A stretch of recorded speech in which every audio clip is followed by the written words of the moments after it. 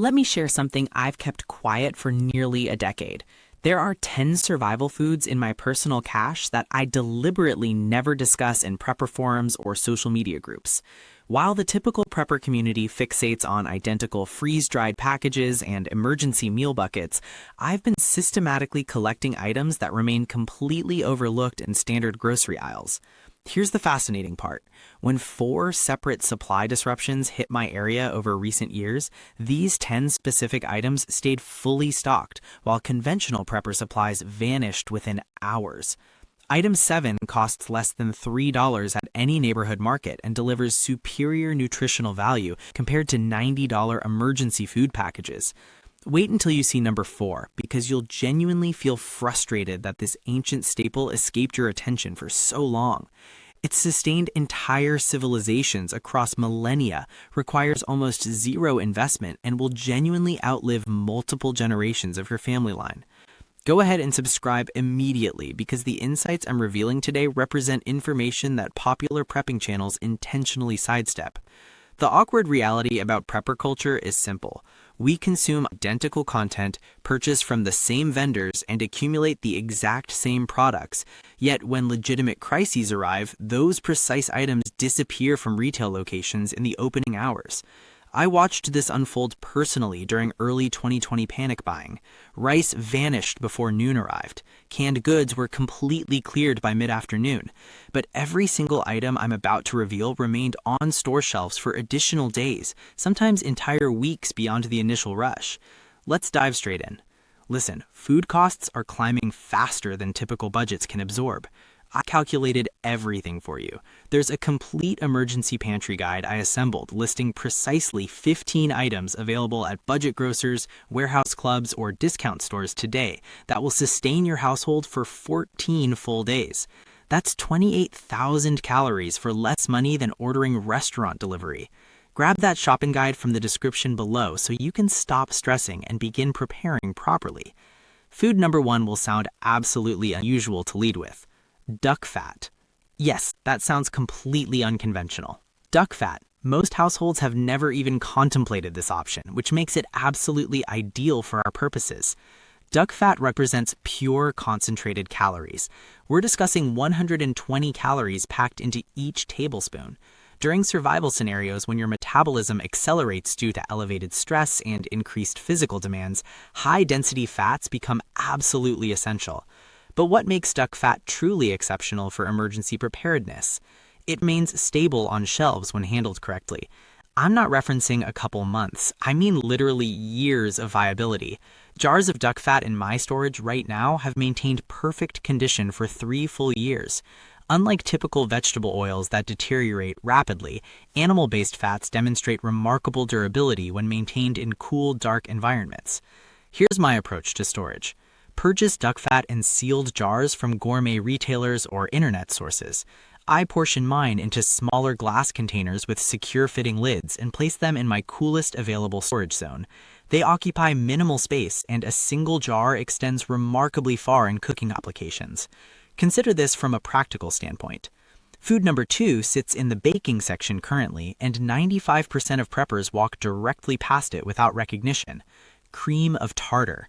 This white crystalline powder that typical cooks only retrieve once yearly for specific baking tasks is actually a survival asset. Here's the reasoning behind cream of tartar being absolutely brilliant for stockpiles.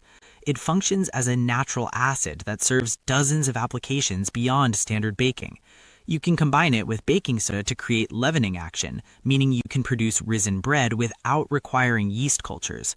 During extended emergencies when commercial yeast becomes unavailable, this capability becomes incredibly valuable. But the genuine advantage is longevity. Cream of tartar maintains potency indefinitely when secured in sealed containers. I possess containers approaching 5 years old, showing zero quality decline. Compare that reality to yeast, which loses effectiveness within months, even under refrigeration. I uncovered the complete potential of cream of tartar 2 years back during a prolonged power loss. I was preparing biscuits using my portable camping stove and suddenly realized I could replicate buttermilk by combining regular milk with cream of tartar. Instantly, I gained the ability to make fluffy biscuits, pancakes, and quick breads without requiring any refrigerated components. The chemistry is straightforward but effective. Combine half a teaspoon of cream of tartar with half a teaspoon of baking soda and you've manufactured baking powder. That's a chemical rising agent you can produce on demand whenever needed. Here's the storage approach. Purchase cream of tartar in bulk quantities from restaurant suppliers or online retailers. A 1-pound package costs approximately $15 and provides years of consistent baking capability. Transfer it into moisture-proof containers. Maintain dryness and it genuinely never degrades. I maintain 3 pounds in my emergency stores. Food number 3 will sound absurd until you understand the complete reasoning. Gelatin powder. Not the sweetened flavored dessert mix, I'm referring to pure unflavored gelatin powder. This ranks among the most neglected survival foods available, and it represents a significant oversight that preppers consistently. Here's what makes unflavored gelatin crucial for preparedness. It's pure protein, approximately 6 grams per tablespoon serving. When you're subsisting on stored provisions and protein sources become limited, having supplemental protein requiring no refrigeration is substantial. But gelatin isn't merely any protein source. It contains specific amino acids supporting joint function, digestive tract lining, and skin integrity. In high-stress survival conditions where people perform unusual physical labor, joint support becomes critically important. I learned about this from someone who endured a prolonged siege situation. He explained that one of the biggest challenges people encountered was declining health from restricted dietary variety. Small nutritional deficiencies would accumulate over weeks and months into serious health problems. Gelatin helps bridge those nutritional gaps effectively. The longevity is outstanding. Stored in sealed containers in dry locations, gelatin powder maintains quality for 3 to 5 years easily. I've maintained containers for 4 years that remain perfectly usable. Regarding cost, we're discussing approximately $12 for 1 pound, which delivers dozens of individual servings. Food number 4 hides in the international food section, and I'd wager 90% of preppers have never examined it carefully. Dried chickpeas. But here's the critical detail. You must purchase them in bulk from Middle Eastern or South Asian specialty markets, not the small retail packages from conventional supermarkets. Here's why this matters absolutely. Dried chickpeas maintain full viability for 20 to 30 years when stored appropriately. I'm discussing maintaining complete nutritional integrity, not simply being technically safe for consumption. Find another protein source with that duration that costs under $2 per pound. The adaptability is remarkable. You can cook them whole as a protein-rich accompaniment. You can process them into hummus if you have tahini and citrus. You can roast them for crunchy snacking. You can mill them into chickpea flour for flatbreads and batters. You can even sprout them for fresh, nutritious greens. I conducted a practical test last winter season. I completed a 45-day experiment where I consumed only from my emergency stockpile. Dried chickpeas became foundational. I prepared chickpea curry, roasted chickpeas for snacks, chickpea flour pancakes, and even added them whole to soups for texture and protein content. My household never complained once because the variety maintained interest. From a nutritional perspective, chickpeas are outstanding. We're discussing 15 grams of protein per cup, loaded with fiber, iron, and folate. When you're consuming a restricted diet during emergencies, this kind of nutritional concentration is absolutely essential. Storage is straightforward but important. Acquire food-grade buckets with airtight sealing lids. Add dried chickpeas. Include oxygen absorbers, seal securely, and store in cool, dry locations. Those chickpeas will remain viable for your children's children if necessary. I maintain 75 pounds in my deep storage. Total cost was approximately $120. That's thousands of meals worth of protein and nutrition. I source mine from a Middle Eastern grocery where bulk bins offer far better pricing than retail packaging. The owners looked confused when I requested that quantity, but they happily accommodated. Food number 5 sits in the spice aisle and gets completely ignored by preppers. Bullion cubes. Not the liquid broth containers, I mean the solid, concentrated cubes. Here's why bouillon cubes are absolutely perfect for emergency food storage. They provide concentrated flavor that transforms bland survival foods into genuinely appetizing meals. When you're eating stored rice and beans for the 10th consecutive day, adding rich, savory flavor prevents food fatigue. But here's what makes them strategically valuable. Bullion cubes last 2 to 3 years easily when kept dry. They occupy almost zero storage space. A single small box containing dozens of cubes fits in your palm. I keep approximately 200 cubes in my stockpile, stored in sealed containers with moisture-absorbing packets. Total investment was around $30. That's hundreds of meals made significantly more palatable. The psychological component matters enormously. Flavor equals morale. When people are stressed and frightened during emergencies, familiar, comforting flavors provide emotional stability. I witnessed this during a week-long power outage. I made simple rice soup using bouillon cubes, and my family's spirits lifted immediately. It wasn't just nutrition, it was comfort. Storage is simple. Keep them in original packaging inside airtight containers. Add silica gel packet to absorb any moisture. Store in cool locations away from humidity. And here's the strategic advantage. During shortages, bouillon cubes remain available longer because they're not considered primary survival foods. People focus on main ingredients and overlook flavor enhancers entirely. I've verified this repeatedly. While every other flavoring product disappears, bouillon cubes stay stocked because 90% of people don't think about them until later. Food number 6 exists in the baking section, and almost nobody recognizes its emergency value. Powdered buttermilk. This shelf-stable powder that replicates buttermilk when mixed with water is absolutely brilliant for preppers. Here's the reasoning. Powdered buttermilk enables you to make biscuits, pancakes, waffles, and baked goods without requiring refrigerated dairy. In grid-down scenarios where refrigeration becomes impossible, being able to produce comfort foods maintains morale significantly. The shelf life is excellent. Sealed powdered buttermilk maintains quality for 3 to 5 years. I've used containers 18-month-old with perfect results. Compare that to fresh buttermilk, which spoils within days even when refrigerated. The cost is reasonable. A 12-ounce container costs approximately $4 and produces equivalent to multiple quarts of liquid buttermilk. I maintain 6 containers in my stockpile. Total cost was around $25. Here's my practical application. During camping trips and power outages, I've made fresh biscuits, pancakes, and cornbread using only powdered buttermilk and basic pantry staples. The taste is virtually indistinguishable from using fresh dairy. Storage is straightforward. Keep containers sealed tightly. Store in cool, dry locations. Once opened, transfer to airtight containers with moisture absorbers. And here's what I observed during the last panic buying episode. Fresh dairy vanished immediately. Powdered milk disappeared quickly, but powdered buttermilk remained fully stocked because most people don't even know it exists. That obscurity is your advantage. Food number 7 lives in the canned goods section but gets completely overlooked. Canned coconut milk. Not the sweetened cream of coconut, I mean full-fat canned coconut milk. Here's why this is absolutely essential for survival stockpiles. Coconut milk provides high calorie density with healthy fats that your body needs for energy and brain function. One can contains approximately 450 calories, mostly from beneficial medium-chain triglycerides. But here's what makes it strategically perfect. Canned coconut milk lasts 2 to 3 years easily. It requires no refrigeration until opened. It's completely shelf-stable. The versatility is remarkable. You can use it in curries, soups, smoothies, baked goods, or even drink it straight for quick calories. I discovered coconut milk's value 3 years ago during extended pantry experiments.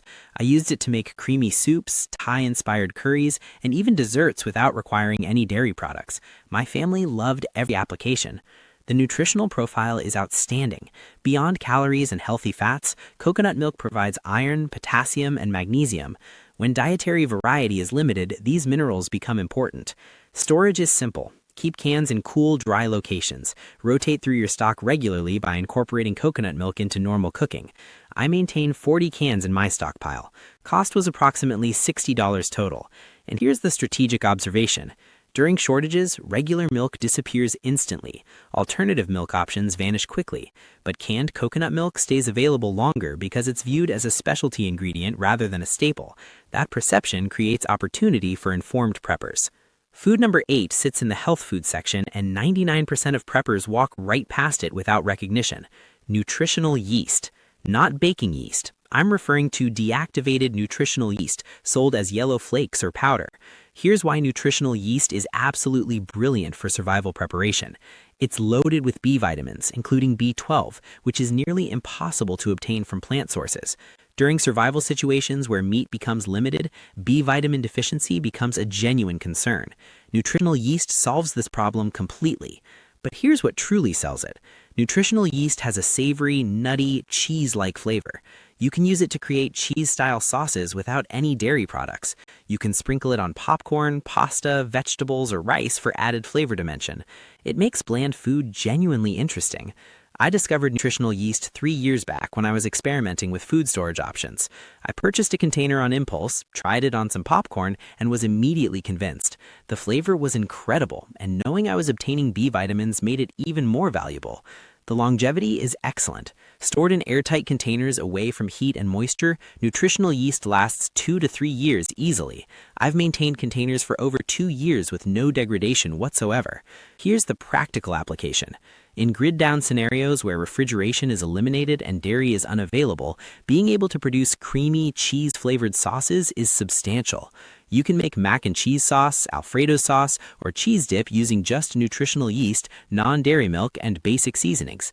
I keep 6 pounds in my stockpile, stored in sealed containers with oxygen absorbers. The cost was approximately $70 total, and that's years of B vitamins and cheese flavor available. And here's the psychological component that matters. Cheese represents comfort food. Being able to replicate that flavor when real cheese is unavailable keeps people satisfied and happy. I've tested this with my family during camping trips. They genuinely could not believe that the cheese sauce I made contained no actual cheese whatsoever.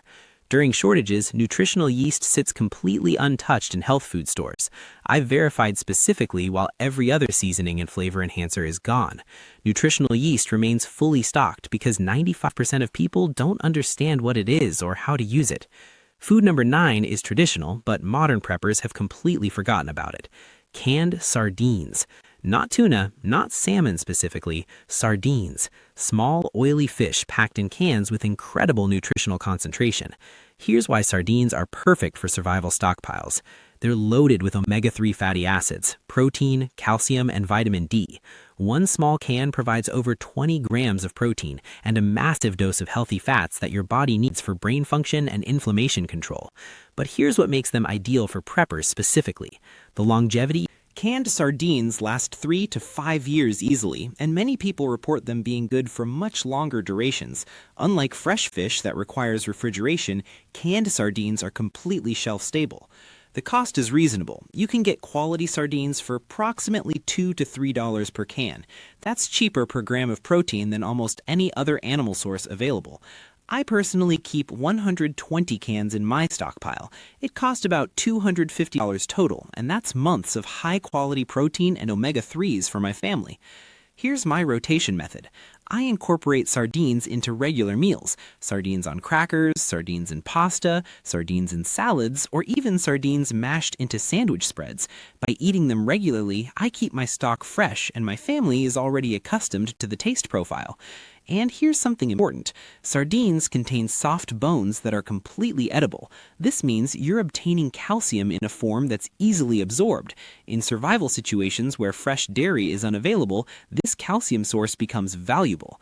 Storage is simple. Keep the cans in cool, dry places. Rotate through them regularly. The flavor actually improves slightly over time as the oils blend together. And here's a strategic advantage.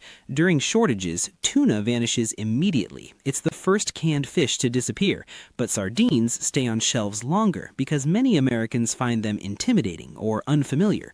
That delay gives you time to stock up while everyone else is fighting over tuna supplies. I watched this happen in real time during the last panic buying event. Tuna was gone within hours. Sardines stayed available for days, giving me plenty of time to calmly acquire what I needed.